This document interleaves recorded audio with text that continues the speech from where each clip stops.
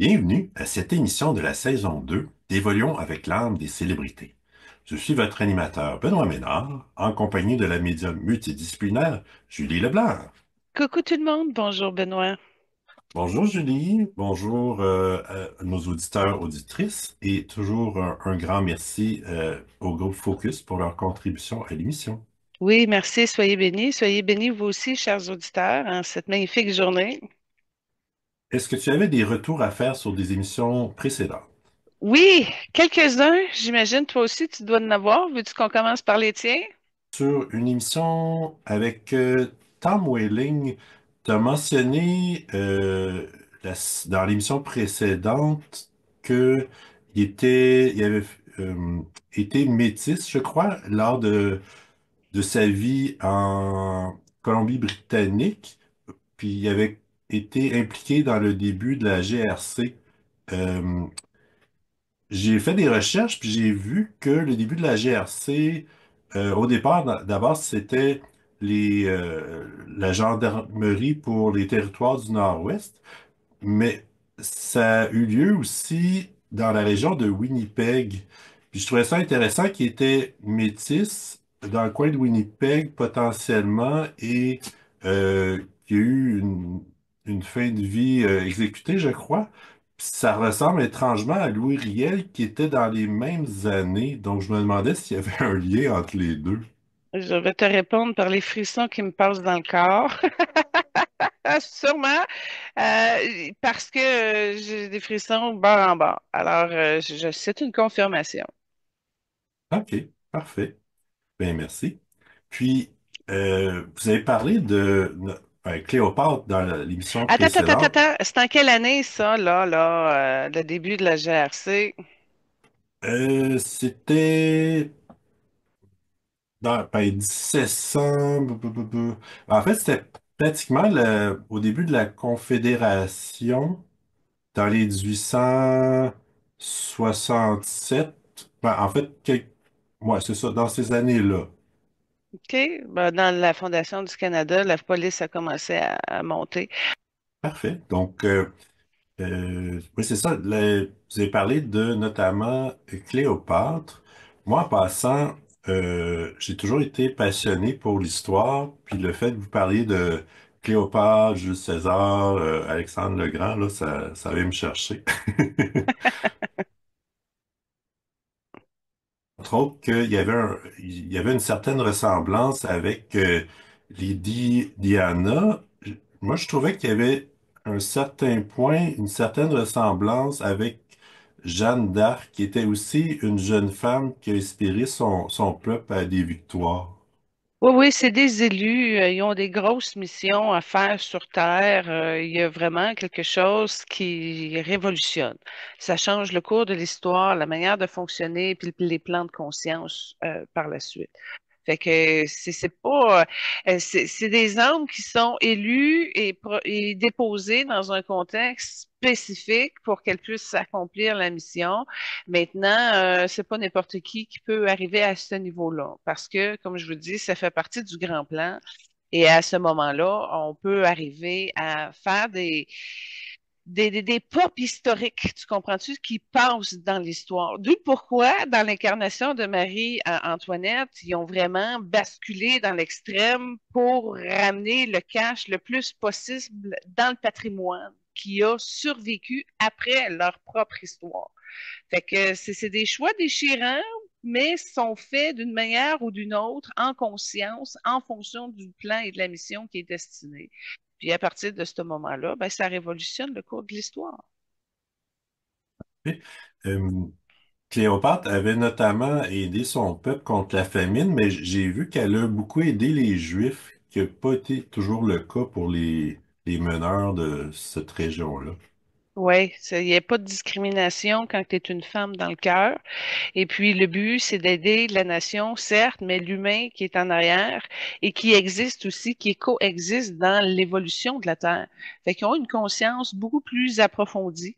Ce qu'on peut retrouver un peu dans nos politiciens aujourd'hui, tu vois, et même s'ils sont mandatés à gouverner un État ou un pays d'une manière ou d'une autre, ils n'ont pas le choix de tomber dans la conscience collective puis essayer et d'améliorer le sort de l'humanité au complet. Ça fait partie des programmes qui sont associés au pouvoir politique, si on peut dire. Oui. En passant, William Shakespeare il a écrit des pièces sur Cléopâtre et Antoine, puis aussi sur Jules César. Puis effectivement, Jules César, il a été victime d'un complot d'assassinat de son fils Brutus, semble-t-il. Là. Oui, alors ça, je te remercie de me dire ça parce que ça valide quand tu as parlé de William Shakespeare, un clé sur Cléopâtre, j'ai eu des frissons barre en barre. Puis j'ai trouvé ça plate parce que je la connais pas, cette histoire-là, à la William Shakespeare. C'est pas dans les succès qui ont percé historiquement. Alors, merci de m'avoir mis au parfum de ça. Je suis contente de voir qui s'en est intéressé. Vous avez déjà, toi et Lynn, tissé euh, une comparaison. Les deux étaient reines très jeunes. Il y avait des origines d'un autre peuple. Puis les deux étaient, ils ont subi la mort de façon violente. J'ai regardé un petit peu la biographie de Marie-Antoinette. Puis il y a une chose qui m'a sauté aux yeux. Un de ses passe-temps préférés, pardon, c'était de jouer aux cartes. Puis son jeu préféré, ça s'appelait le Pharaon. Ah! Apparemment, elle jouait ça tard dans la veillée jusqu'aux petites heures. Puis j'ai relevé quelques passages de lettres qu'elle a envoyées peu avant sa mort. Je crois que c'était à sa sœur. Donc, je vais juste citer quelques passages. Elle dit, je suis calme comme on l'est quand la conscience ne reproche rien. J'ai un profond regret d'abandonner mes pauvres enfants. Vous savez que je n'existais que pour eux et vous, ma bonne sœur, que les principes et l'exécution de leurs devoirs sont la première base de la vie, que leur amitié et leur confiance mutuelle en fera le bonheur. L'amitié apporte une consolation lors des malheurs et double bonheur lorsque partagé. Adieu, je ne m'en vais m'occuper que de mes devoirs spirituels. C'est vraiment une belle conscience pour cette époque-là. C'est wow. C'est triste, là. Tu vois, j'ai envoyé beaucoup de compassion sur cet extrait-là. Mais en même temps, tu vois que c'était une femme qui était bien connectée, bien centrée. Puis moi, je vois ça comme juste. Tu vois, elle a quand même suivi le plan de la mission, même si elle voyait que c'était la fin, même si elle voyait que c'était de l'eau trouble. Elle s'est accrochée jusqu'au bout. Puis tu vois, elle a pris ses enfants et sa famille comme bouée de courage. Alors, c'est très noble de voir à quel point qu'elle réussit à comprendre les choses en conscience, malgré tout. Fait que c'est ça, je te dis, ils ont quelque chose de très fort, comme lumière, comme conscience, quand tu es élu d'une mission comme telle. Et puis, en fait, j'ai travaillé avec ce sentiment-là récemment, justement, pour que ça m'aide à avoir le courage de m'accrocher à porter à bout, à jour, ma mission, ma destinée, même si ça peut être loin, même si c'est peut-être pas aussi clair dans la matière.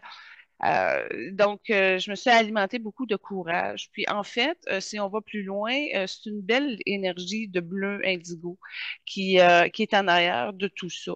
Alors, tu vois que c'est un courage qui est inspiré divinement et qui se rapproche du grand plan en tout point. Fait que de se nourrir de cette énergie-là, ça aide à ouvrir ce que tu entreprends dans la vie maintenant. Et ben moi, cette dose de courage-là m'a beaucoup encouragée. Ça a marché.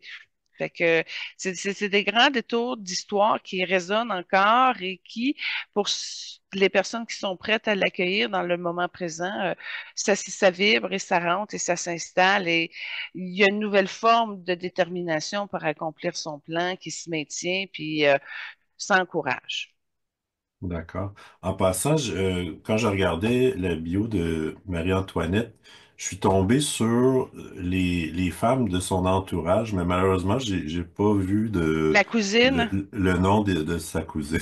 ah, écoute, c'est des incarnations comme ça. Tu sais, exemple, je sais que j'ai été pape, OK, mais on me donne pas le nom. On me dit que quand je vais aller au Vatican, je vais voir la photo, puis ça va me faire tellement un drôle d'effet, je vais être capable de voir c'est qui.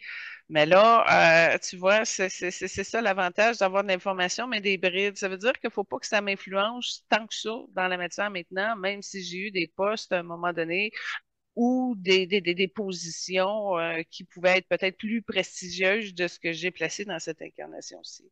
Fait que si un jour je vais dans le château de Marie-Antoinette, il y a sûrement des choses qui vont s'allumer, qui vont se connecter, qui vont devenir très claires. Ça veut dire que je vais être rendu là. Fait qu'en attendant, bon, je me satisfais de ce que j'ai, puis ça n'empêche pas de continuer à mettre de la lumière et de l'amour sur cette période-là dans mon livre de vie. Oui. Je termine avec un dernier retour sur Elizabeth Taylor. Taylor Swift, elle a écrit une chanson Ready for It, dans laquelle elle fait allusion à la relation d'Elizabeth Taylor avec Richard Burton. Elle disait que tout amour que j'ai connu en comparaison est un échec. Bon, écoute, c'est fun que tu parles d'Elizabeth Taylor parce que j'avais un retour aussi avec Elizabeth Taylor. Fait que je vais enchaîner mon histoire puis tu vas voir où c'est que ça va mener. C'est bon. Quand on a fini Elizabeth Taylor, ben évidemment, j'avais beaucoup de compassion pour son positionnement, c'est-à-dire de se garder un pied dans son incarnation précédente, en tout cas celle qu'elle vient de faire, puis d'avoir beaucoup de difficultés à avancer, à évoluer, parce qu'elle savait que peu importe la prochaine position de son incarnation, elle n'aurait pas pu avoir le même contexte, OK, que ce soit au niveau du prestige, des bijoux, etc. Fait que ça l'avait amené dans une illusion de rester entre deux mondes, près de ce qu'elle connaissait et de rester là. Et là, check bien ça, j'ai fait le lien avec Edith Piaf, OK? L'émission d'Edith Piaf qu'on a faite à la fête de la France l'été passé. Et puis, je dis, bon, là, mesdames, je pense qu'on va organiser une rencontre. Alors, je les ai convoqués. C'est carrément ça qui s'est passé pour les mettre ensemble. Et là, j'étais avec Elisabeth assez déplacée dans le coin de la France, OK, pour aller rejoindre Edith Piaf, qui a beaucoup évolué, cela dit, depuis que Céline a chanté sa chanson. Il y a quelque chose chez Edith qui a ouvert, qui a intégré, elle a accepté des choses, puis elle a avancé. C'est comme si c'est venu porter la gloire qu'elle avait de besoin pour se nourrir pleinement et d'avancer là-dessus. Fait qu'elle avait comme un travail un petit peu plus avancé que celle d'Elizabeth Taylor. Et là, moi, c'est bon, deux femmes qui restent dans un parallèle d'existence, qui veulent pas nécessairement évoluer. J'ai trouvé ça trop pareil comme situation de vie. Alors, poup, on organise la rencontre, mais j'étais pas tout seul avec les deux. Il y avait beaucoup d'êtres blancs, blancs divins, qui étaient là, qui vibraient l'unité, etc. Alors, ça a été une rencontre pour qu'elles puissent échanger leur partie de résistance, de peur, de blocage. Et je me suis retirée. Fait que tu vois, je leur ai dit, restez ensemble, puis allez au fond, parlez-vous, là, puis videz votre histoire. Et ça a pris, je te dirais, 36 heures à peu près dans notre temps matière. Et là, j'ai vu Liz Taylor qui est sortie de cette place-là, très contente, très motivée. Elle avait un genre de drap, une toche spirituelle enduit de bleu reluisant, métallique un peu, donc une belle toche blanche avec un courant bleu. Elle est sortie de là avec le gros sourire, avec sa touche spirituelle, puis elle était prête à aller à l'autre étape, entre guillemets, de sa cure. Et puis, fait que moi, je l'ai juste vue passer, contente, souriante. Je dis, bon, ben, ça a progressé. Et puis là, dans sa prochaine étape, ben c'est pas moi qui s'occupe de ça. Donc, elle est toujours accompagnée de ses guides blancs vibratoires qui ont donné comme une toche qui représente un peu leur fréquence avec le bleu reluisant. Et elle est en train de reformer ses programmes pour être autonome, mais avec plus de légèreté, plus de facilité. C'est quelque chose qui va venir dégager dans sa colonne de lumière qui passe dans son corps, là, au niveau de ses structures chakriques, du cœur, du plexus, du hara, puis de la gorge. Fait qu'il y a vraiment quelque chose qui vient comme ouvrir tout son canal et qui va lui permettre d'enlever l'espèce de vieille structure qui la congestionnait un peu. Elle a eu un travail qui s'est fait au niveau du poumon. Elle a eu aussi un travail sur la programmation du cancer du cerveau qui était sa dernière porte de sortie. Alors, elle a été invitée à dégager cette programmation-là pour pas qu'elle le ramène dans sa prochaine incarnation et son prochain corps. Et puis, elle a été capable de vider son histoire aussi en lien avec le père. Ça a été un gros morceau, puis ça s'est fait après coup. Alors, félicitations. Elle a réussi à accepter de cheminer de plusieurs étapes dans son plan d'évolution et ça lui a fait un grand bien d'échanger avec Edith Piaf. Dans le cas d'Edith Piaf, ben, elle avait trouvé une solution avec l'apparition de Céline Dion aux Jeux Olympiques.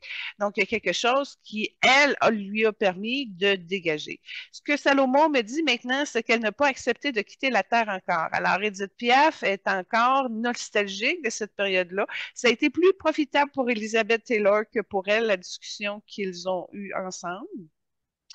Qu'elles ont eu, dis-je. Et puis, elle a une nostalgie de quitter la Terre encore. Fait que le plan ascensionnel de son évolution est encore, je te dirais, c'est comme si elle a changé de deux plans de conscience, mais pas suffisamment pour dire, OK, je pense à moi, à cette énergie fantastique que mon âme veut progresser.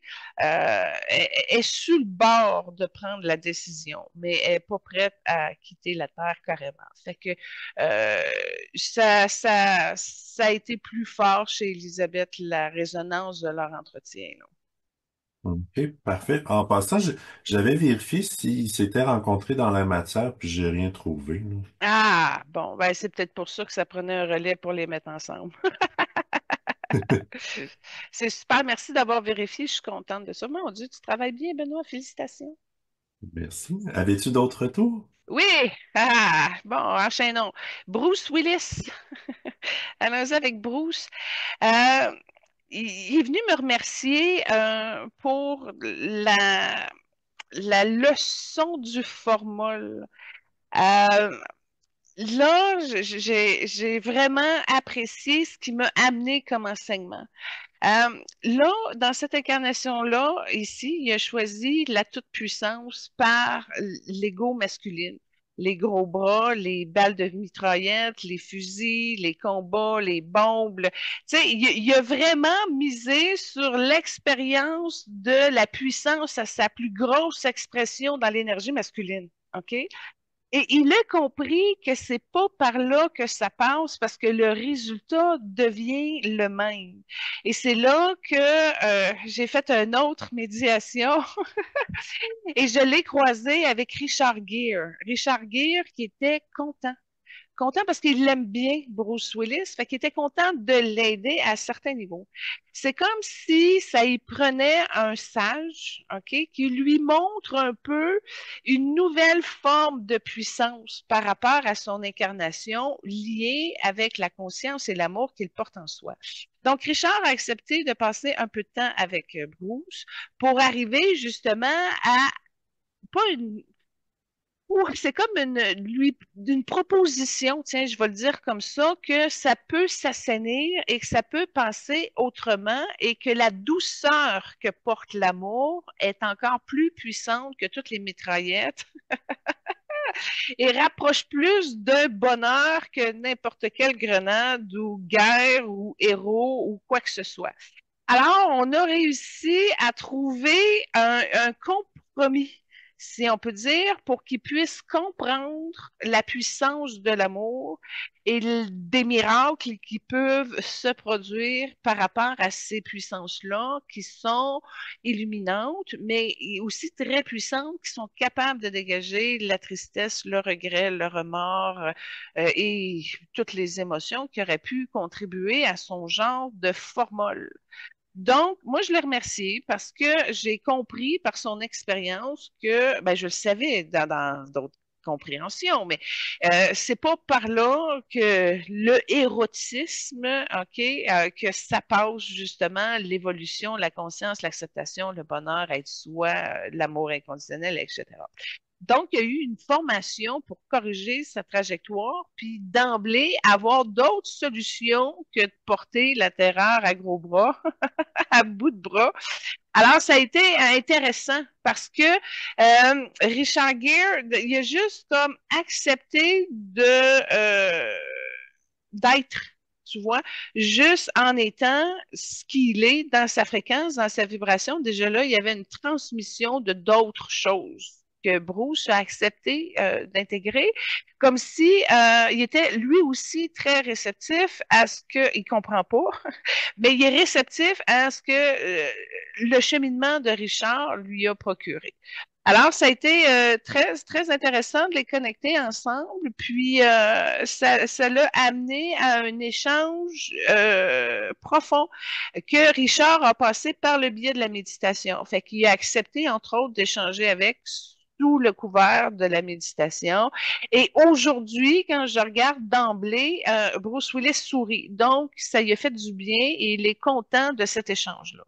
Alors, quand tu regardes le formol, ben là, il est ouvert un petit peu plus, dans le sens que il est plus dégagé parce qu'il a ouvert deux, trois plans de conscience, fait que le formol a pu reculer un peu, fait que ça y laisse un petit peu plus d'air et d'espace dans son existence. Puis là, d'emblée, même s'il est un peu perdu, au moins il est heureux. Ce qu'il n'était pas avant, il y a quelque chose qui a assaini et qui lui a amené à retrouver le sourire. Alors, mission accomplie pour Bruce Willis et Richard Gere. Donc, il a compris que prendre soin amenait, dans le fond, à la maturité. Là, ça lui a permis de libérer de la colère et de la rengaine qu'il avait envers son père, Bruce Willis, évidemment. Puis, en même temps, Richard Gere m'a montré quelque chose de très intéressant, c'est qu'il connaît la thérapie médicinale par les plantes.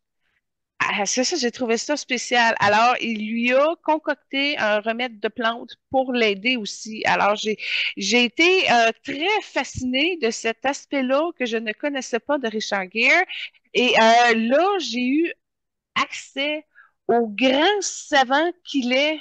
Et puis là, il y a un respect profond pour la création, Dieu et ben, ce qu'il y en est dans la matière.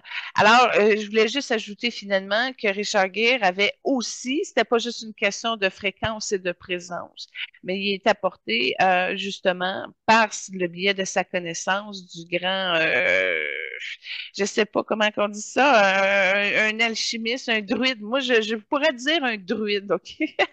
Donc, avec sa concoction druidique, il lui a permis aussi de se rendre à ce niveau-là. Alors voilà ce qui conclut mon vrai retour avec Bruce Willis et Richard Gere. Et ben, j'avais un retour sur un cadeau d'Elvis que j'ai eu à ma fête, mais je vais attendre, c'est peut-être trop précoce dans la matière pour le partager. Alors voilà les retours. Ah, attends un peu. J'ajoute, j'ai pas noté, mais là, ça me vient. J'ai eu un super soin égyptien par la suite de l'émission. C'est sous les pyramides en passant, il y a des espaces d'initiation sacrés. Et là, ben, c'était pas le premier soin que j'avais à cet espace-là. C'était pas non plus la première fois que j'avais accès à des grandes énergies égyptiennes pour venir aider. Alors, c'est suite aux connexions très puissantes que j'avais vécues avec Cléopâtre, j'ai pu passer au moins 1 heure et demie étendu sur une table de cristal avec des positionnements. C'est drôle que de la manière que c'est positionné dans ces sous-salles-là, si on peut dire, c'est tout très bien calculé avec des angles de planètes, etc. Et là, quand c'est le bon moment, c'est comme tout bien aligné. Et il y a eu des corrections qui se sont faites, entre autres, avec certaines planètes. Et puis, ben, ça me fait du bien, ça a réduit vraiment beaucoup de tension, etc. Mais c'est surtout le lavage que ça fait sur les codages de l'âme et de la personnalité matière. Donc, c'est vraiment quelque chose qui a été orchestré par mon âme et qui a été satisfaisant, mais j'ai pas nécessairement le détail parce que j'ai quelque peu porté la carte. Surtout quand Todd est arrivé à mon troisième œil, il a commencé à faire des chirurgies, si on peut dire, dans mon troisième œil. On dirait qu'à partir de ce moment-là, j'ai comme perdu la carte le temps qu'il fasse ses opérations. Fait que ça a été très intéressant.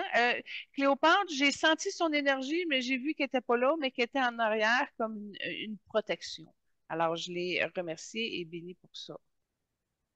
Euh, Moi, une chose que je voulais mentionner aussi, Je l'ai entendu quand j'étais en voiture à la radio, mais il me semble que j'ai compris que Beyoncé avait été, euh, on l'avait récompensé pour sa contribution au 21e siècle Ah, c'est une comme bonne nouvelle. artiste. J'ai pas vu ça passer, Je- mais c'est une bonne nouvelle. Voilà. Bien, Euh, bien ça, on l'a fait avec l'émission de Denzel Washington. ouais, exact. Moi, ça conclut mes retours. Quand tu seras prête, on peut enchaîner avec les célébrités du jour. Enchaînons. Parfait. On va mettre le focus aujourd'hui sur Bing Crosby et Michael Bublé. Ah, ça a été difficile hein, parce qu'on a décidé de faire quatre crooners. Alors, c'est comme quatre invités qu'on fait en deux émissions. La semaine prochaine, avec Lynn, on en verra deux. Mais hier, ce que j'ai capté, justement, c'est que Dean Martin, il était vexé qu'on ne l'ait pas invité dans notre petit blog de crooner. En tout cas, ben, je l'ai béni. Euh, et puis, je me suis dit, ben, on aura peut-être l'occasion éventuellement d'en refaire un autre, puis on le mettra dedans. Là, je ne voulais pas le vexer, là, mais on a choisi les quatre plus dominants, si on peut dire, dans le mode crooner. Parfait. Donc, Bing Crosby, comme première trame, tu choisi It's beginning to look a lot like Christmas. Ben moi, dans ma musique de Noël préférée, j'adore la période des crooners. Sérieusement, là, je trouve que c'est de la bonne musique de Noël. Puis c'est le berceau de l'héritage de la chanson de Noël. Fait que quand tu tombes là-dedans, là, c'est comme si ça te transporte dans une dimension où c'est tes grands-parents qui sont là. Tu sais, il y a comme une alchimie familiale qui carrément différente de ce qu'on connaît. Puis en même temps, ben, même si la musique de Noël a révolutionné, si on peut dire, avec les décennies qui ont passé, on dirait que c'est inégalable. Et je me suis rendu compte, là, c'est le premier que j'ai fait que j'ai été chercher quelques chansons, mais quand j'ai fait Michael Bublé après, plus les invités de la semaine passée, je me suis dit, Colin, ils chantent toutes la même affaire. Fait que là, je me suis dit, ben, est-ce que je prends la même chanson, mais que je porte sur les quatre crooners pour voir c'est quoi la différence entre un et l'autre? Quoique Michael Bublé a monté un petit peu la modernité de la musique, là, avec une bonne base crooner, mais avec des meilleurs moyens, de la meilleure technologie et tout ça. Mais en tout cas, fait que j'ai essayé de varier, tu sais, je me suis dit, bon, OK, c'est toute la même affaire, mais on va essayer de... Et j'ai été déçue parce que, là, à 20 ans, j'avais un CD avec la musique de crooner de même, puis j'avais des belles versions vibrantes, des magnifiques chansons, mais sur YouTube, je n'ai pas réussi à les retrouver. Fait que j'étais un petit peu déçue d'avoir dans mon cœur des belles chansons que j'aimais profondément, mais que la version commercialisée sur YouTube n'était pas celle-là. Fait que ça a été quelque chose de particulier. Mais si on revient à cette âme-là, elle est réincarnée. Alors, elle est décédée en quelle année? Dis-moi donc, Benoît, commençons par ça. Ah, en 77 à 74 ans. Bon, ben regarde bien, là en ce moment, OK, il est enseignant. Il est Wow. réincarné déjà. Il est enseignant sous le continent africain. Puis là, j'ai pas été voir au niveau de la carte géographique, j'ai pas le temps là, mais c'est le troisième pays en dessous de l'Égypte, proche de l'océan, une baisse de trois. Il est là. Donc, c'est un Africain, mais pâle, OK? Il y a une mère africaine, mais le père est blanc. Et il enseigne à des adolescents. C'est pas avec des tout petits, des adolescents ou des jeunes adultes, là, tu sais, peut-être un équivalent de cégep ici. Fait qu'il est avec de l'histoire. Il est spécialisé en histoire des États-Unis. Fait qu'il enseigne l'histoire des États-Unis et il utilise beaucoup le chant pour faire son enseignement. Il est marié avec une belle femme, elle est magnifique, elle a les cheveux roux et ils ont trois enfants très pâles. Fait qu'il a pas, il a pas rehaussé la teinte de peau là comme africain pur. Euh, Et dans ses trois enfants, il y a son garçon qui a une voix irrésistible, qui chante tellement bien, puis en plus, il y a comme le rythme du crooner. Fait que j'ai trouvé ça très intéressant de son garçon. Son garçon qui est légèrement plus foncé que les deux filles. Puis sa femme est heureuse. Sa femme est heureuse. Ils ont une belle réussite. Il s'accomplit bien dans son travail. Il s'accomplit bien dans ses amours et il est heureux. Alors, moi, je veux juste vous donner le portrait présent. C'était wow, il a réussi. Il est inquiet, il est concerné par tout ce qui se passe au niveau de la politique. Il sent qu'il y a un gros vortex au niveau de l'Afrique et ça tient pas à grand-chose avant que ça glisse et que ça pète fort. Fait qu'il est au courant des enjeux. Il a même déjà pensé à un plan d'évasion de fuite d'urgence. Ils sont préparés si à un moment donné ça glisse. La condition de l'Afrique à cause de ce vortex-là qui plane sur le karma collectif de l'Afrique. Je pourrais peut-être même dire que dans son plan B, il s'est déjà bien déterminé où ce qu'il veut aller. Euh, Fait que, dans l'ensemble, la musique continue, mais je te dirais qu'il a développé un don plus fort pour les percussions, il y avait moins dans le temps des crooners. Puis, il y a une incarnation qui va quand même aller assez loin. Il va pas mourir demain matin, là. On voit qu'il va se rendre encore à un âge avancé. Et on voit aussi dans sa perception qu'il y a un marin en lui qui est très fort. Alors, c'est quelqu'un qui voyage souvent en bateau sur la mer et ça va chercher le marin qu'il est dans ses profondeurs. Alors, c'est une de son passe-temps préféré, de prendre le bateau puis de partir sur l'eau. Alors, c'est équilibré, c'est modeste. Je te dirais, quand tu regardes un peu sa maison, tu sais, il manque pas de rien, mais il est pas dans l'abondance qu'il était dans sa dernière incarnation, c'est plus juste. Mais sa femme a aussi beaucoup d'implications. Donc, elle s'implique, oui, à l'école, mais elle s'implique dans la communauté, elle s'implique, c'est un genre d'église, mais c'est pas une église de soumission, c'est une église où ce qu'elle va faire un bon coup de main à la communauté. Donc, sa femme est très impliquée. Et sa fille, sa dernière fille, a le don de la claquette et s'amuse avec son père à claqueter. Donc, il a ramené la claquette dans son type d'expérience de vie-là. Quoique, il claquettait pas tant que ça dans cette incarnation-ci, mais en tout cas, sa fille est très bonne. Sa fille est très, très bonne en claquette. Fait que famille heureuse, famille épanouie, un homme solide, respectueux, puis qui aime transmettre son savoir et la culture américaine à travers ses cours. Voilà où ce qu'il en est aujourd'hui. OK, très intéressant. En fait, je vais enchaîner avec ces œuvres caritatives parce que ça rejoint un peu ce que tu viens de dire. Euh, c'est, pendant les années 40, notamment de guerre, il a beaucoup voyagé à travers le monde, entre autres pour motiver les militaires. Puis, il y a eu des témoignages de gens qui étaient en poste dans différents pays à travers le monde, notamment en Afrique. Et il se promenait dans la ville, puis là, il entendait de la musique qui jouait, puis c'était Bing Crosby. Puis là, les gens, disons, les gens qui habitaient à cet endroit-là en Afrique, ils disaient, ah, j'aime Bing Crosby, etc. Puis, une autre chose intéressante, c'est il s'est battu pour l'égalité raciale, notamment pour Louis Armstrong. J'ai des frissons partout. Puis Louis Armstrong sourit. On le fait la semaine prochaine, Louis Armstrong. Très beau dans le bleu cobalt. Ah, j'ai des frissons partout encore. Fait que très bonne connexion, très belle solidarité. Deux frères d'armée en passant. Attends un peu. Dans le temps des colons. Deux frères d'armée dans le colonial. J'arrive pas à localiser leur nation pour laquelle ils se battent, là, mais c'est militaire. Puis Louis Armstrong n'était pas noir dans cette incarnation-là. Fait que, mais il chantait. Oh, j'ai entendu sa voix. C'était pas la même voix qu'il y avait non plus dans le cadre de Louis Armstrong, mais je te dirais que c'est peut-être l'étape avant d'arriver à cette voix-là. Intéressant. Ah, merci Benoît pour ces liens-là. C'est le fun de les voir.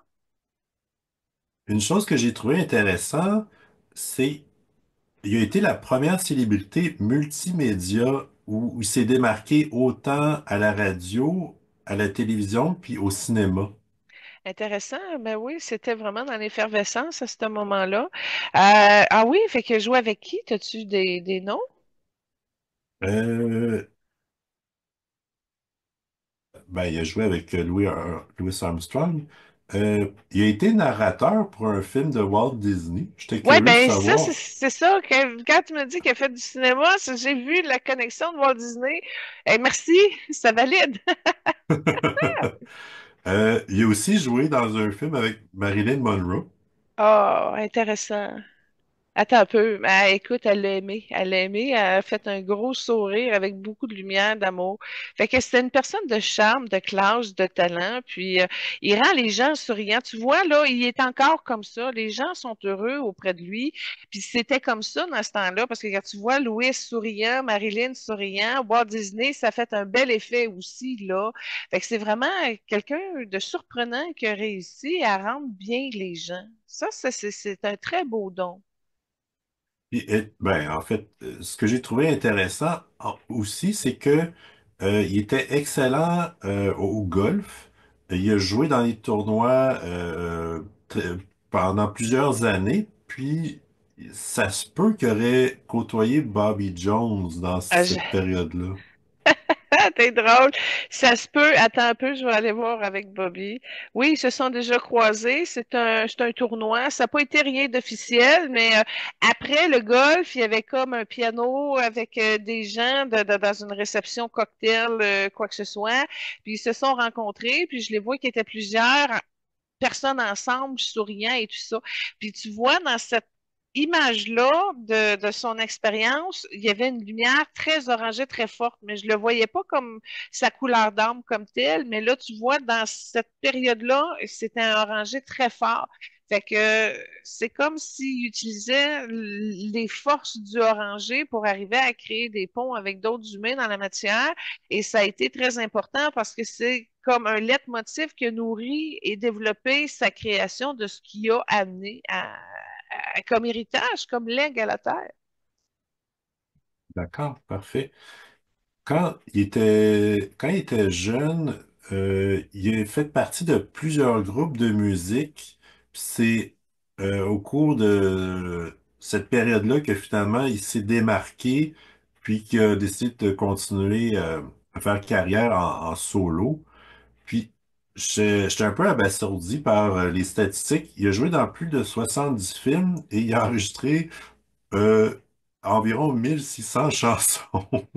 Bon, ben, c'est ça, je disais sur YouTube, sont pas toutes là, ces chansons-là. Puis j'ai trouvé qu'il y avait beaucoup de limites parce que j'ai entendu des morceaux de lui qui étaient grandioses, puis que j'ai pas été capable de vous les présenter parce que c'est pas là sur YouTube. Fait que tu vois qu'il y a une immense richesse, héritage de culture en arrière. Et que malheureusement, ça a été mal diffusé, mal propagé. C'est triste, c'est triste.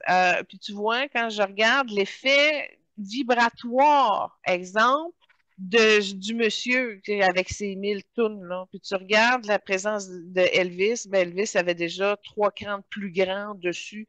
Fait que c'est pour ça qu'il a été beaucoup plus fort au niveau de son succès. C'est mal géré, malheureusement, mais je vais te dire, il y a une qualité, c'est qu'il a pardonné beaucoup. Il a réussi à sortir de là sans égratignure là, de rejet ou de déception ou de mal géré. Il a pris le temps de livrer, de faire ce qu'il avait à faire et il en est satisfait. Alors, ceux qui s'attendent à de la reconnaissance dans la vie, puis c'est mal perçu, c'est mal livré, ben, c'est une âme qui pourrait vraiment vous aider à vous rattacher avec cette partie authentique de vous, que le meilleur est dans votre moment, puis le but, c'est de livrer, peu importe ce qui va en arriver. Alors, il y a quelque chose qui retient de ça et qui lui a permis une meilleure sagesse et à être meilleur aussi dans son humanité. C'est pas, c'est une personne qui travaillait beaucoup, puis tu ressens sa fatigue, mais il n'a pas calculé, tu vois, c'est pas quelqu'un qui a été à l'argent, c'est qu'il a livré, il était satisfait, on passe à d'autres choses. Fait qu'il y a un détachement par rapport à sa création qui est très positif au niveau de l'évolution de son art, mais qui est peut-être plus, nous, les humains, on est plus perdants parce que ça a été peut-être mal géré, mal diffusé, mal catégorisé, qui fait en sorte qu'une bonne partie de son héritage est diluée, puis on n'a pas accès à ça aujourd'hui, et c'est très malheureux. Il y a quand même, ben, pour l'époque, c'est quand même considérable. Il a quand même fait 50 millions. Puis, il était quand même impliqué dans toutes sortes de projets financiers, immobiliers, les mines, le pétrole, l'élevage, les chevaux de course, équipes sportives, publicité, jus d'orange, notamment, mais évidemment, musique, forcément, c'était le principal.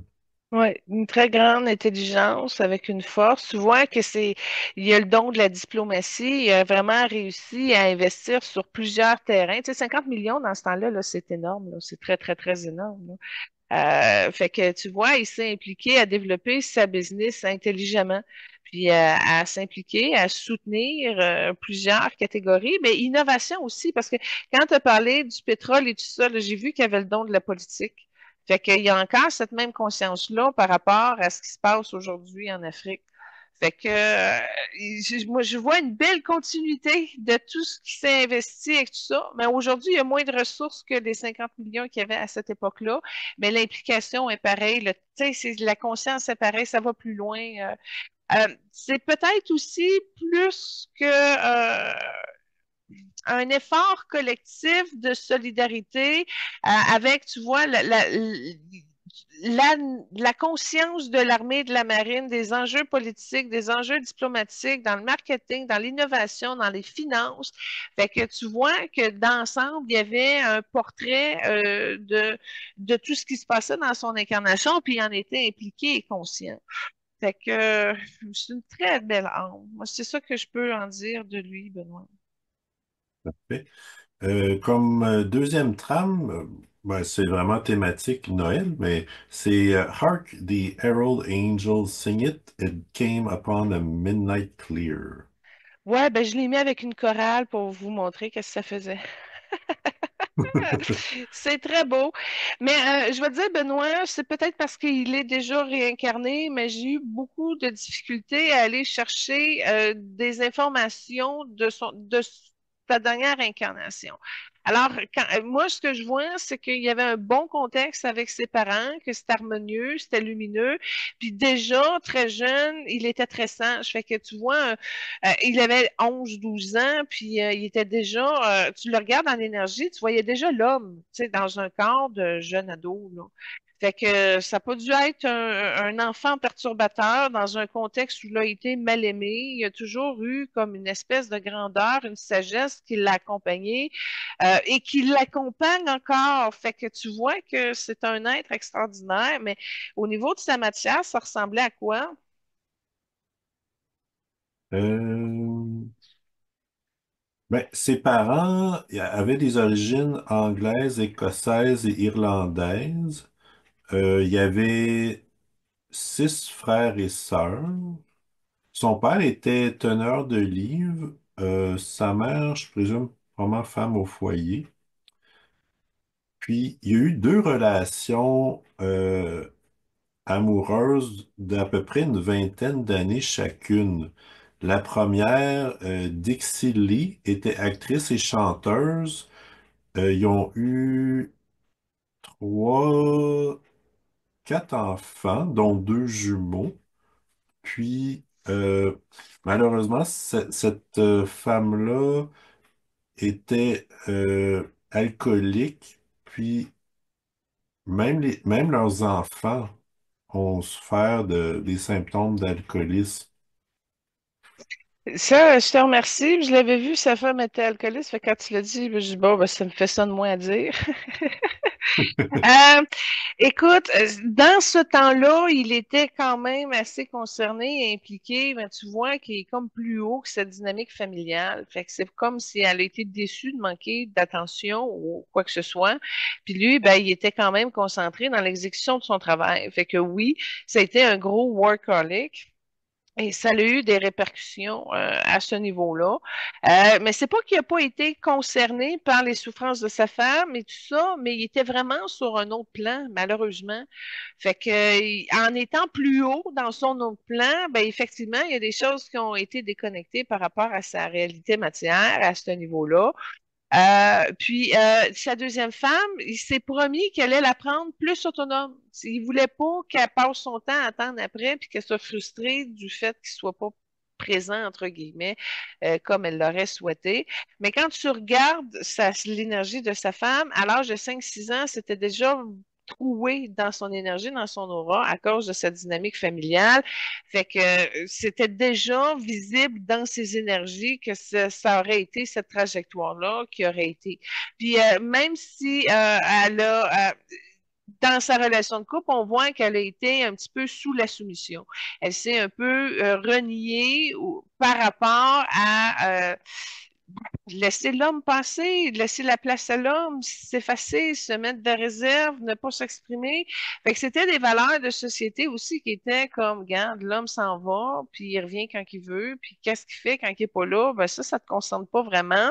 Fait que ça l'a perturbé dans une grande tristesse qu'elle porte encore en son âme. Donc, c'est comme si elle a eu un chemin à un moment donné qui s'est croisé où elle dit c'est mon bonheur à moi ou ben, je reste sous le poids de mes responsabilités. Un peu comme on avait parlé avec Bradley Cooper et William Shakespeare. C'est un petit peu dans ces dilemmes-là que ça s'est tordu. Puis, tu vois, le blocage venait de sa lignée maternelle. Donc, sa grand-mère maternelle avait le même problème de non-communication, d'avoir la difficulté à prendre sa place, son espace, à communiquer ses choses, etc. Donc, en énergie, c'est encore bloqué à son nombril, à sa gorge, à son troisième œil. Elle n'a pas fait ses pardons, puis c'est pas quelque chose qu'elle a traversé aujourd'hui. Et quand tu regardes sur le plan énergétique, là, sont pas dans le même espace. Lui est vraiment heureux avec sa nouvelle famille, sa nouvelle vie, puis elle est un petit peu perdue. Et pas, je la vois pas réincarnée, puis je la vois pas dans la lumière non plus. Fait que quelque chose, elle a besoin d'aide, puis regarde, on va utiliser Melchizedek et Michael pour l'amener au moins à dépasser sa déception puis son errance. Fait qu'au moins, tu vois, on va pouvoir aider son ex-femme. OK. En fait, tu es décédé d'un cancer d'ovaire, puis tu mentionnais que était soumise, puis elle, avait pas nécessairement un mot à dire. Il y aurait d'ailleurs eu infidélité de Bing avec une autre femme pendant leur relation, donc ça a peut-être contribué à tout ça aussi. Oui, oui, tout à fait. Tout à fait. Tu sais, quand je te dis le gars, il part, tu sais pas qu'est-ce qu'il fait. Puis je te dirais plus que ça, c'est que elle savait en plus que c'était pas son argent. Fait que l'argent qu'il faisait, ben, c'était lui qui gérait, puis elle avait pas non plus son mot à dire là-dessus. Fait que ça a été de la grosse soumission de bar en bar. Puis elle savait l'infidélité, elle savait tout ça, mais elle était pognée avec le problème. Puis tu vois qu'elle a eu un cancer des ovaires, ben, c'est triste. C'est triste, mais c'est ça. C'est comment que la femme a pu gérer tout ça dans cette époque-là avec les ressources qu'elle avait, puis elle n'avait rien. Fait que j'ai eu beaucoup d'empathie. Sa deuxième femme était actrice et chanteuse et infirmière, puis il y a eu trois enfants avec elle. Elle était plus autonome. Ça, c'était vraiment quelque chose qu'il voulait, avoir une femme plus autonome. Fait que tu vois, là, tu vois, dans cette relation-là, il y a un petit peu plus de jaune, mais c'est pas qu'il n'a pas été satisfait en amour, c'est qu'il était vraiment branché sur lui à faire ses affaires. Fait que la vie amoureuse était comme secondaire, d'où le pourquoi que le choix de sa deuxième femme, qu'elle soit plus autonome, c'était plus important, d'où le pourquoi qu'il y a plus de jaune dans cette relation de couple-là. Mais quand tu regardes son positionnement, c'est vraiment, je m'excuse l'expression, là, un narcissique là, de première classe parce que lui il est à son talent, il est à son niveau, puis il exécute, il fait sa mission. Puis le reste, c'est secondaire. Fait que même s'il se reprend dans une femme parce que c'était mieux que qui pour les valeurs de l'époque, etc. Puis en même temps, ben, c'est pas qu'il était pas amoureux, il l'était, mais aujourd'hui, il l'est plus. On dirait que le fait d'éloigner la célébrité, le nombre de femmes qui le réclament, etc. Là, le fait que ce soit moins public, ça lui permet de se consacrer sur l'enrichissement d'une relation qui est plus amoureuse de ce qu'il a connu dans son incarnation où il était célèbre. D'accord. D'ailleurs, lui, de son côté, il a aussi eu des problèmes d'alcool. Il y a eu des accidents de voiture dans sa vingtaine, mais c'est surtout les dernières années de sa vie où il a enchaîné des problèmes de santé, infection à un poumon, blessure au dos suite à une chute, je pense, quelques mois avant sa mort. Ouais, ben d'emblée, il paye un peu le prix de sa nature solitaire, à avoir eu de la difficulté à ouvrir par amour, joie de vivre, etc. Il avait quand même un caractère assez autoritaire malgré tout, justement, qui lui a contribué à avoir la rigidité et la structure pour pouvoir livrer à la perfection ce qui a amené. Mais effectivement, ça ne veut pas dire qu'il était à l'abri de la tristesse, du manque de joie de vivre, puis en même temps, à un moment donné, ben, tu réalises en fin de parcours de vie que tu aurais pu mieux aimer, etc. Fait qu'il a refait ses choix, il a refait ses classes, il a rechangé de contexte. Puis c'est pas pour rien qu'il est rendu spécialiste des États-Unis, mais qui est pas au niveau des États-Unis parce qu'il aurait pu très facilement retomber dans ses anciennes valeurs, qui aurait pu apporter et crochir ce qu'il a si habilement géré au niveau de son âme pour pas que ça arrive. Fait que, en consommant des États-Unis, en étant plus loin, ben, c'est moins dommageable. Parfait. Ouais. Puis en passant, son fils, en tout cas un de ses fils, a le problème cardiaque, puis aussi il l'avait au niveau de sa génétique paternelle. Fait que c'est quelque chose d'emblée. Son père avait un petit peu d'alcool, puis il avait aussi un malaise cardiaque. Fait que, on peut le voir qu'il avait choisi son milieu en fonction de ça, là. Parfait. Comme troisième trame sonore, tu as choisi un classique White Christmas et avec Frank Sinatra. Ouais, ben là, je fais une introduction à notre invité de la semaine prochaine, finalement, en présentant ce magnifique duo.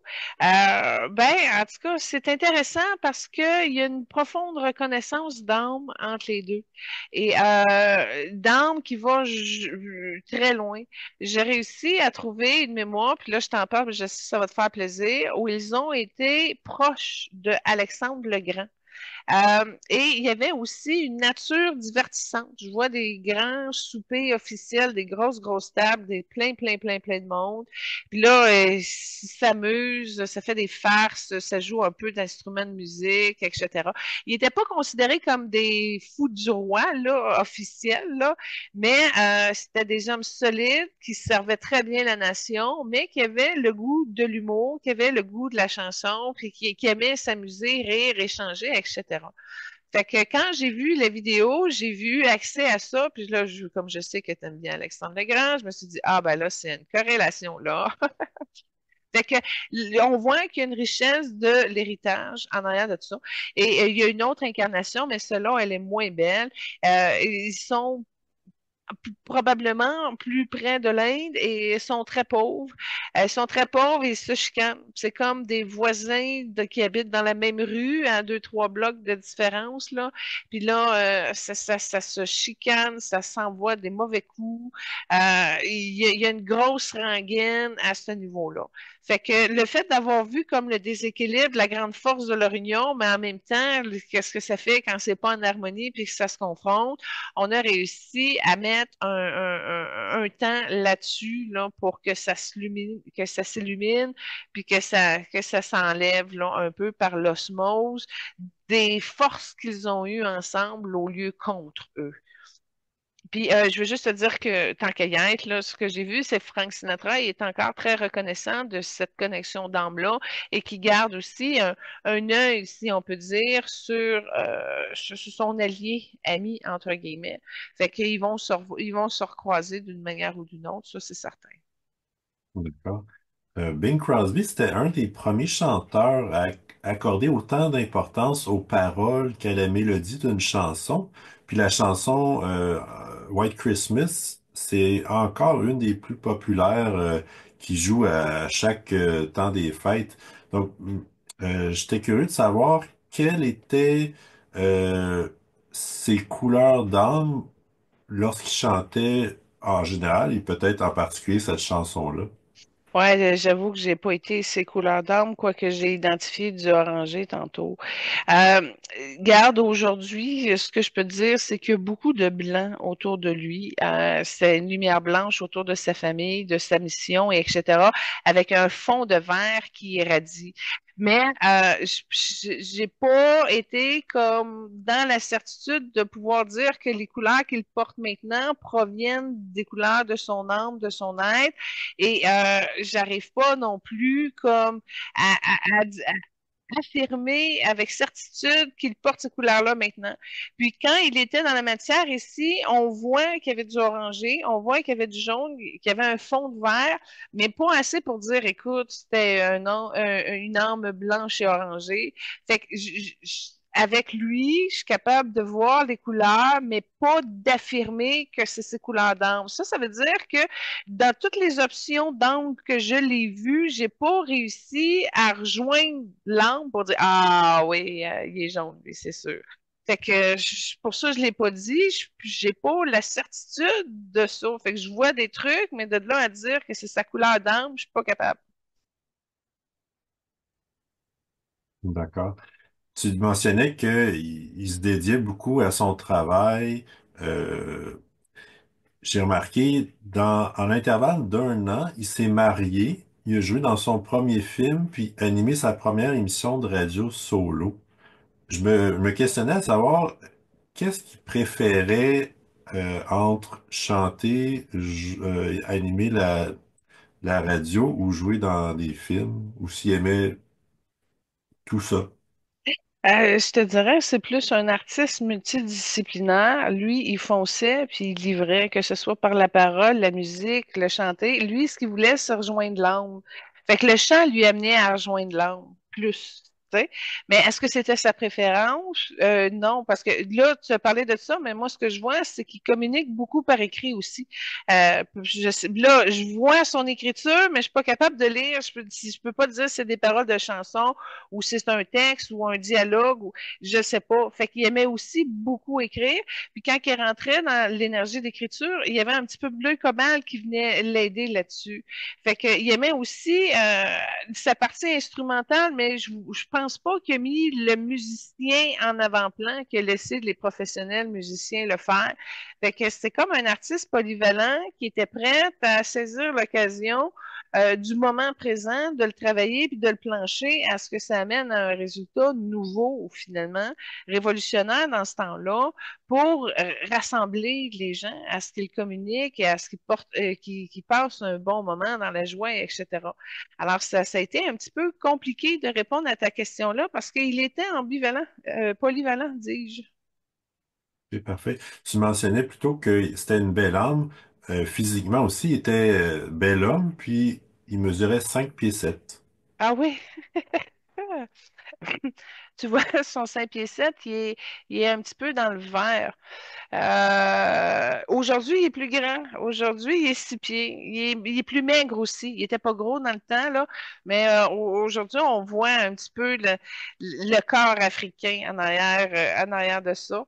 Euh, ouais, il est à 6 pieds aujourd'hui. Fait qu'il a quand même réussi à monter de 3 4 pouces, là. Parfait. Mais moi, ça conclut ce que j'ai sur Bing Crosby. Ben, je peux vous dire que c'est une arme qui peut vous aider à travailler la satisfaction. Ça, c'est quelque chose qu'il a vraiment réussi à comprendre et développer dans sa partie américaine, mais qui a amené à un autre niveau avec plus de conscience, plus de lumière, plus d'amour dans sa nouvelle incarnation. Fait que ça peut être une arme qui peut vous aider à être plus satisfait, puis à agrandir et nourrir l'amour pour votre création, entre parenthèses, votre travail. Il est vraiment convaincu que c'est par cette voie-là qu'on peut se réaliser pleinement. Aujourd'hui, il est en train d'avoir un pourcentage de, par la voie de l'amour aussi, on peut y arriver. Mais encore là, on voit que c'est pas le workaholic en arrière, là, mais on voit que euh, l'accomplissement se fait par cette voie-là. Alors, si vous voulez augmenter votre niveau de satisfaction par les réalisations professionnelles, il est une âme très charmante et sensible malgré tout, même si on ne l'a pas vu dans cet angle-là vraiment, mais qui est capable de cheminer par son cœur, puis ça lui est propre. Alors, il y a quelque chose qui peut nous aider si on veut augmenter notre niveau de satisfaction par rapport à ses réalisations professionnelles. Il est bon pour ça, mais encore là, il va chanter la joie, la chance, un petit peu de claquette aussi en arrière-fond, mais c'est vraiment peut-être pas le meilleur guide pour être confortable avec une femme. Ça, c'est pas là-dessus que je miserais, c'est pas sa force. Parfait, d'accord. Donc, on pourra enchaîner avec Michael Bublé. Et la première trame que tu as choisie, c'est Santa Baby. Oui. En tout cas, dans les types crooner, tu sais, dans toutes les pièces que j'ai regardées, c'était pas mal le premier qui l'amenait un peu. Fait que, en plus, on est habitué de m'entendre avec une voix de femme, cette chanson-là. Fait que j'ai trouvé ça bien. Puis on voit déjà la différence dans la qualité de musique avec la génération en dessous, tu sais. Parfait. Donc, c'est un chanteur canadien qui est né en 1975. Ah, intéressant. Écoute, je suis pas une fan de Michael Bublé, mais ceux qui l'aiment, ils l'aiment profondément. Puis je peux t'expliquer pourquoi. Il est particulier au niveau de son énergie. Benoît, tu sais que les âmes mauves sont très rares en ce monde, mais Michael Bublé, il y a un mélange de bleu cobalt et de mauve. Alors, il y a une particularité à ce niveau-là, et il y a aussi beaucoup de blanc qui l'accompagne. Donc, il y a trois forces justement pour amener une espèce de relève, si on peut dire, à ces énergies-là.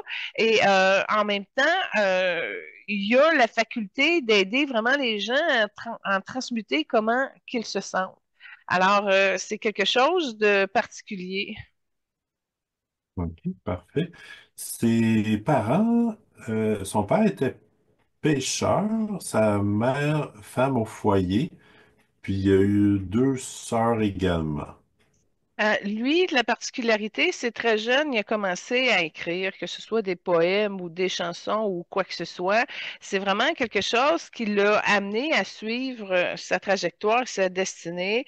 Et même si ça n'a pas le lien avec l'époque, là, il a la protection et l'assistance d'Elvis. Pourquoi? Parce que ben, Elvis, comme je vous l'ai dit, il était surtout ouvert dans son incarnation d'Elvis, mais il y a un sentiment de jeune frère qui accompagne Michael Bublé et il y a une réparation karmique à ce niveau-là. C'est-à-dire dans l'incarnation où Elvis a été son grand frère, il était loin de la maison, il gardait quand même un œil et des finances pour aider la jeune famille. Mais Michael était le frère le plus jeune et le dernier aussi à se marier.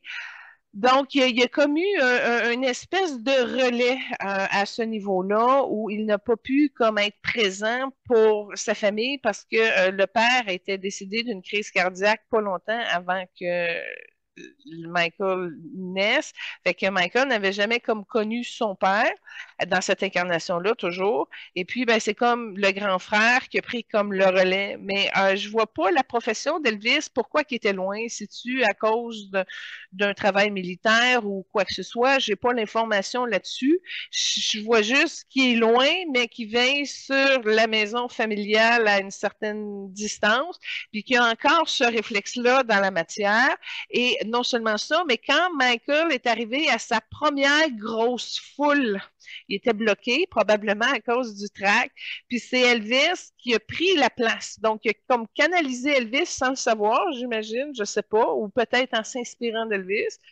C'est que Michael qui peut l'être, mais c'est Elvis qui a ouvert la première chanson de sa première grosse foule.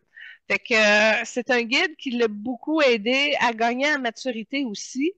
Et puis en même temps, c'est comme si il a transmis également des clés de la séduction par rapport à la célébrité parce que Michael Bublé a vraiment tout un charisme à cause de son mauve, de son bleu, cobalt et de son blanc, mais c'était comme mal, il savait pas comment le gérer parce que Michael, dans cette vie-ci, avait quand même comme l'éducation de sa mère et c'était pas comme complété. Alors, c'est là que Elvis est venu l'aider, non point à rehausser son charme, mais à le mieux le gérer comme une habitude de comment on gère la célébrité, la popularité, parce que Michael, mine de rien, a aussi cet effet-là. Ce que je vois, c'est qu'il sort après un concert, puis les fans se garochent sur son auto, puis là, fait que il sait pas comment gérer la part des foules et tout ça. Puis Michael en ressent une certaine tristesse parce qu'il se sent obligé de se protéger. Fait qu'au moins Elvis est un allié qui l'a aidé à mieux canaliser sa célébrité. Puis je connais pas Michael Bublé suffisamment, mais je suis certaine qu'il a dû en parler à un moment donné parce que quand Elvis vient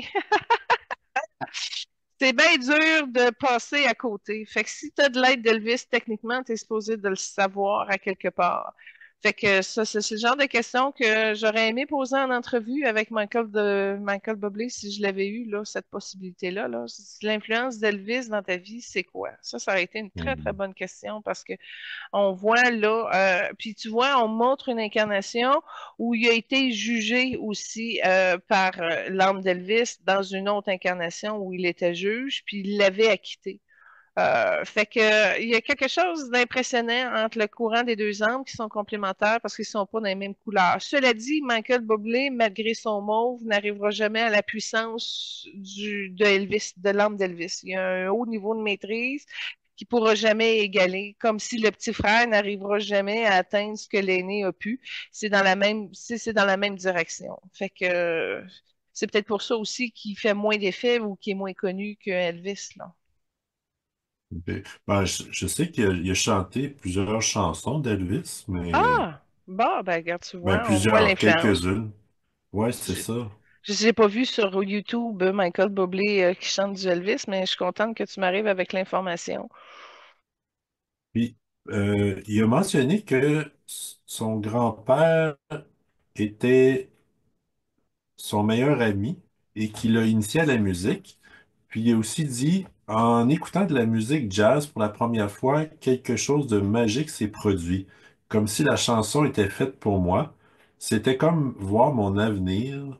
Je savais que c'était la musique que j'avais envie de chanter.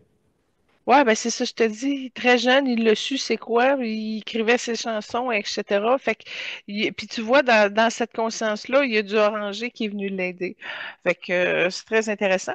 Puis son grand-père, ce que j'ai vu quand on a parlé, était aussi un très grand fan d'Elvis, comme s'il l'a introduit un peu à cette culture-là, dans cette matière-là. Puis il y a aussi de l'instrument de musique, fait que c'est pas juste une chanson à chanter, là. Il y a vraiment comme quelque chose qui s'est passé au niveau de la musique dans la passation de pouvoir. Puis en passant, ce que je vois avec son grand-père, c'est qu'il y a eu une incarnation où ce qu'ils ont été autochtones, mais Michael était le sage de la tribu, si on peut dire, et avait aidé le grand-père justement à prendre place, puis il l'avait aidé à graduer au niveau des tambours et des rituels sacrés autour des huttes de sudation puis des feux.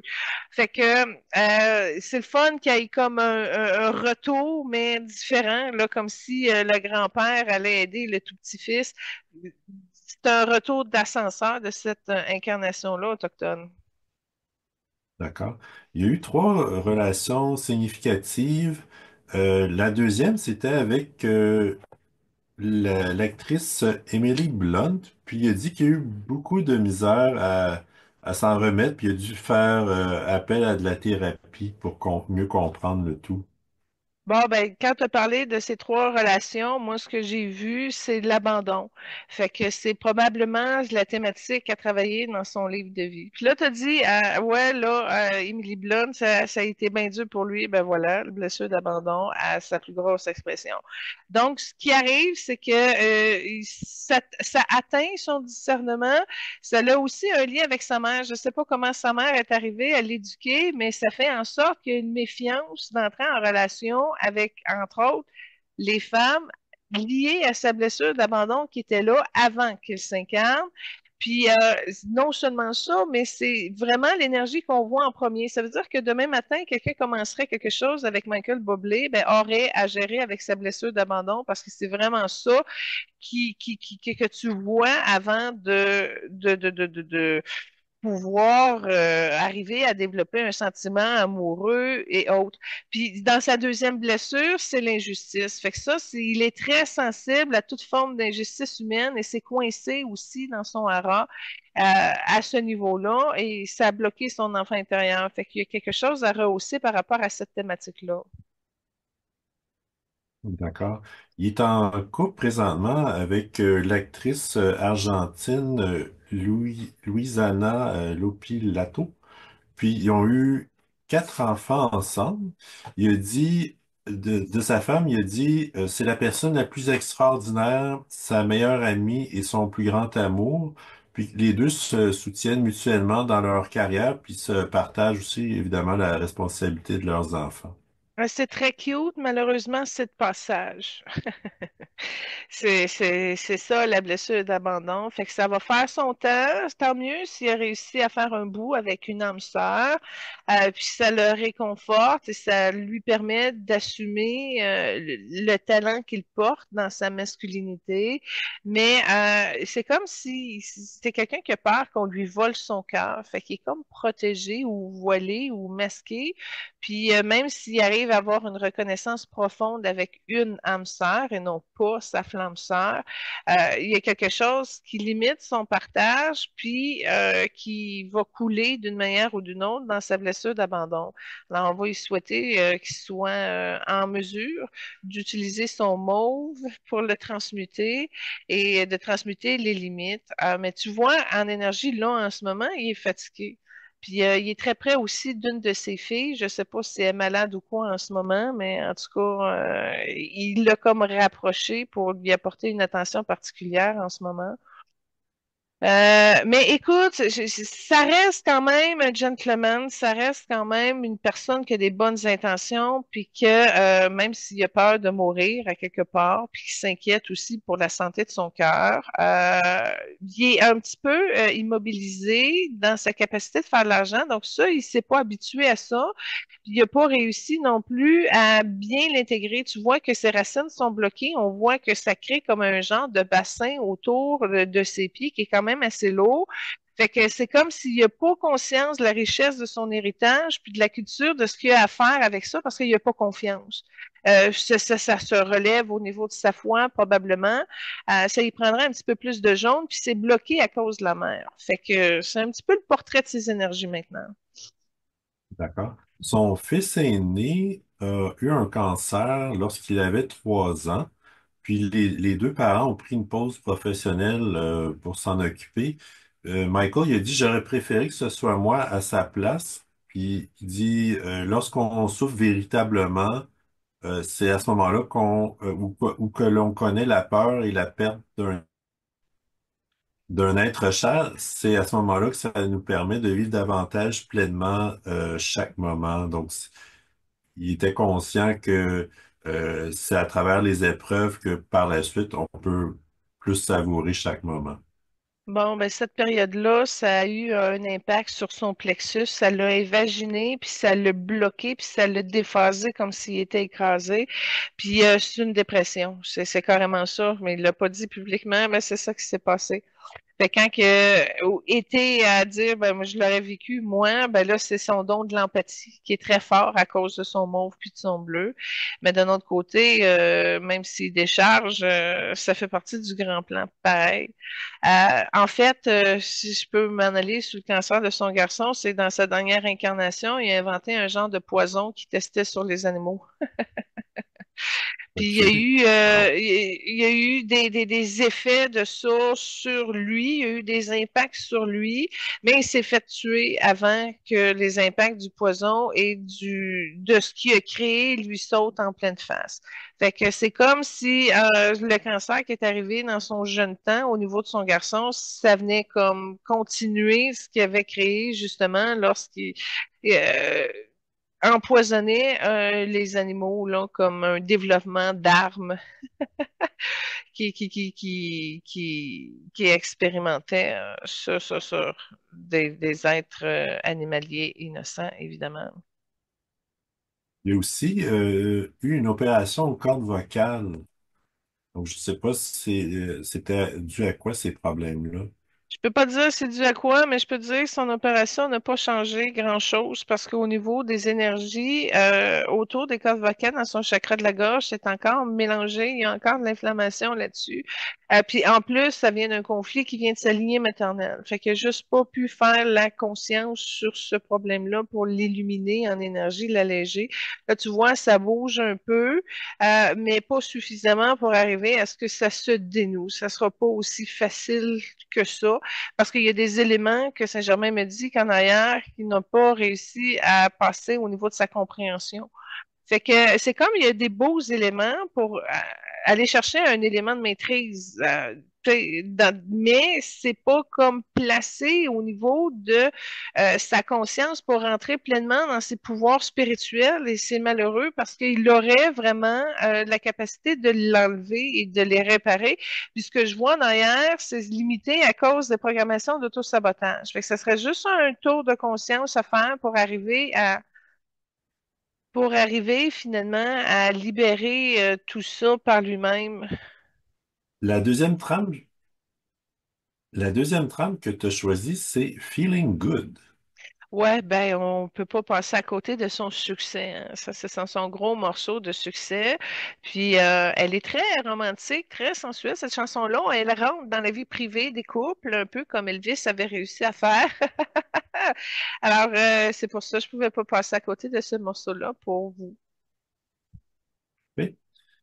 En passant, il y a eu une fortune de 80 millions, puis il a évidemment enregistré des albums de musique, il a joué dans des émissions de télé, puis dans quelques films au cinéma, donc c'est peut-être pas la palette de Bing Crosby, mais quand même. Il a fait de la publicité aussi pour l'eau gasifiée Boblé. Oui, c'est vrai, je me Ouais, souviens. beaucoup de. Ben c'est ça, c'est le fun, tu sais. On a vu l'aspect sympathique, humoristique, capable d'arriver à faire des jeux de mots avec son nom. Puis, ben, en tout cas, moi, j'ai trouvé ça bien qu'il profite de ce créneau-là. Quoique ça fait longtemps qu'on n'a pas vu de publicité de Bublé, hein. Non, exactement. Euh, En termes d'œuvres caritatives, il y a quand même plusieurs implications au niveau de l'Alzheimer, du cancer, Parkinson, déficience physique, intimidation, pauvreté, chômage, sinistré, sans-abri, puis aussi enfants, santé, éducation, droits de l'homme, paix et les arts. Ouais, ben, tu vois qu'il gagne pas assez avec son 80 millions pour tout ce qui, qu'est-ce qui chapote. Mais je peux te dire, par exemple, là, Parkinson, Alzheimer et tout ça, ça conduit à une incarnation. Il faisait des expériences scientifiques, justement, pour mieux comprendre et analyser le cerveau. Je le vois dans un genre d'atelier où il décortique des cerveaux pour essayer de mieux comprendre. Il fait des tests de psychologie. Il a déjà été un médecin en santé mentale. Je vais le tourner comme ça. Et c'est pas, ça fait pas bien loin, là. C'est dans les années 1752 à peu près. Il y a quelque chose qui est très fort chez lui. Puis ça se passe dans le haut, genre vers Londres ou la France ou dans ces coins-là. Je suis pas capable de le localiser, mais je le vois que c'est en haut. Ça, c'est quelque chose qu'il a abandonné dans cette incarnation-là et ce ne l'est pas pardonné. Fait que j'ai comme l'impression qu'il essaie de récupérer le courant maintenant dans l'ère moderne avec les outils et tout ça, puis qu'il dit, ben moi, je peux contribuer de cette façon-là. Ça vient comme poursuivre ce qui avait déjà été spécialisé là-dedans, là. D'accord. Il a quand même remporté plusieurs prix pour ses contributions. Puis d'ailleurs, sa carrière a vraiment été lancée suite à l'aide de Brian Mulroney.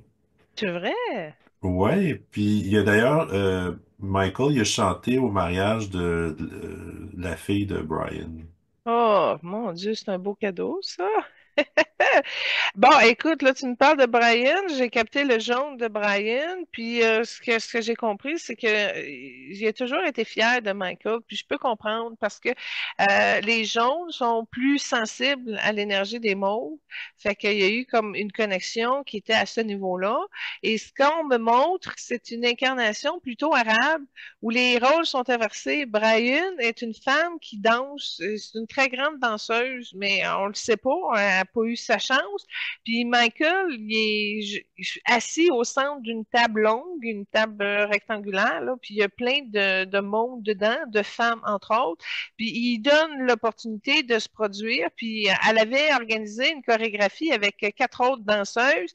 Puis il y avait du monde influent dans la salle. Puis se salver pour la grande danseuse. Peut-être pas aussi fort que Michael Bublé aujourd'hui avec le chant, mais pour l'époque, pour le contexte, ça avait donné un bon coup de main à cette danseuse-là, qui était Brian Mulroney à cette époque-là. Puis il avait réussi quand même à faire un bon bout de chemin. Fait que je te dirais que c'est un tour d'ascenseur. Fait que c'est un ascenseur remis. OK, excellent, merci beaucoup. Comme dernière trame sonore, tu as choisi Spicy Margarita. Ben là, c'est un croisement de musique latino puis de crooner. Fait que c'est une chanson qui a quand même été populaire, qui a été commercialisée. Puis je trouvais ça intéressant un petit peu le mix. Fait que, tu sais, quand je disais que le mauve il innove un peu, ben ça, c'est le résultat d'un certain travail d'innovation. Quand tu arrives à prendre du crooner, puis à de le mettre avec un- un mix latino moderne, ben ça, c'est réussi. Je trouve que c'est un défi intéressant qu'ils ont bien relevé. Alors, je voulais vous le partager. Ça a été une chanson quand même assez populaire aussi. Parfait. Moi, je termine sur un dernier fait. En fait, ça boucle la boucle parce que j'ai commencé avec une référence sur Tom Welling dans la GRC. Mais Michael Bublé, il a chanté aux Jeux Olympiques de Vancouver habillé en gendarme, C'est gendarme de vrai? la RCMP. Ah! Ben, c'est sûr qu'il doit avoir une résonance à ce niveau-là. Mais coudonc, il est-tu Canadien, Michael Bublé? Oui, il est canadien. Ah, notre crooner De canadien. la Colombie-Britannique, justement. Ah ben, gadon. Intéressant. Il a des origines italiennes et croates. Ben, je vais t'avouer, bien que c'est un Canadien, il vibre vraiment plus dans son énergie tout ce qui est Amérique, là. Moi, j'étais persuadée même qu'il portait les valeurs américaines, là. Que c'était un Américain, là. Fait que c'est quelque chose de spécial dans son énergie parce qu'il a comme réussi à se coller vraiment au temps moderne sans limite territoriale. Parce que le côté italien, on le voyait un peu. Le croatien, je l'ai pas vu pantoute dans ses énergies. Fait que ça a été aussi quelque chose de surprenant pour moi. Maintenant, de le voir impliqué à ce point au Canada, je savais pas qu'il était un artiste aussi local que ça. Fait que je suis contente de l'apprendre. Ben, il mesure 5 pieds 10. Oui, il est proche du Saint-Pied-11. Ça force un peu, là, mais il est proche du Saint-Pied-11. Puis, il y a eu quand même quelque chose au niveau de son genou qui est tordu un peu. Je veux juste te dire que lors de sa dernière incarnation, il était une femme, il mesurait 5 pieds 3. Il était plus dans le coin de l'Asie. Fait qu'il y a quelque chose qui s'est passé dans son expérimentation, là. Puis le Saint-Pédis, c'était important pour l'expression de son talent, pour sa valeur personnelle, son estime. Il n'aurait pas pu arriver à développer le charme et le charisme avec un plus petit corps. Fait que c'était important, mais encore là, il se sent coincé. Il aurait voulu être plus grand. D'accord. Puis, ben, on a mentionné un peu plus tôt le lien avec Elvis Presley. Puis, effectivement, il a chanté à plusieurs reprises des chansons d'Elvis. Eh bien, Donc, ça conclut ce que j'avais sur Michael Bublé. moi, ce que je peux te dire, c'est qu'il rafraîchit vraiment le cœur et l'âme. C'est à cause de ses spécificités là, de couleur d'âme. Fait que les gens qui l'écoutent, je comprends qu'ils tombent en résonance, puis qui l'admirent, qui le reconnaissent, parce qu'il y a un véritable talent derrière de tout ça. Puis il a su quand même bien le canaliser malgré les difficultés. Puis les difficultés, ils ont été passées dans la couleur orangée. Fait que c'était vraiment du karma qui est venu épurée. Mais encore là, il y a une vision politicienne, elle est peut-être pas en avant-plan, mais elle va arriver d'une manière ou d'une autre. Puis comme je te dis, dans ces énergies, c'est pas mal diffusé. Il n'y a pas de territoire, genre Canada, États-Unis, etc. Fait qu'il y a comme une conscience plus globale, si on peut dire, avec les enjeux internationaux. Fait que éventuellement, c'est sûr qu'il va renverser ça puis qu'il va s'investir là-dedans, surtout avec toutes les œuvres caritatives que tu as dit là, éventuellement, cette bosse-là va le pousser. C'est à cause de son mot. Là, à un moment donné, il va dire oh, il y a quelque chose qu'il faut s'arrêter, que ce soit une cause comme telle ou des enjeux ou peu importe. Mais il y a quelque chose qui va éclore avec ça à plus long terme. Parfait, d'accord.